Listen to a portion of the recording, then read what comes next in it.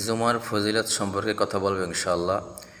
জুমার রাতে বিশেষ করে বেশি বেশি করে দুরূদ শরীফ পাঠ করা এবং জুমার দিনে সকালে তাড়াতাড়ি ঘুম থেকে ওঠা এবং জামাতে ফজরের নামাজ আদায় করা এটা বেশি গুরুত্বপূর্ণ। এবং জুমার দিনে রাত এবং দিন উভয় মিলে একটা দোয়া কবুলের সময় আছে।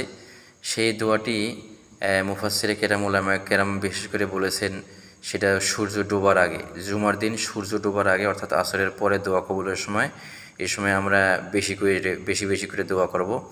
এবং জুমার দিনে সূরা কাহাফ তেলাওয়াত করা, যদি কোনো ব্যক্তি সূরা কাহাফ জুমার দিনে তেলাওয়াত করে, কিয়ামতের দিনে যে অন্ধকার, সেই অন্ধকারকে দূরীভূত করে আল্লাহ পাক তাকে আলোকিত করবেন।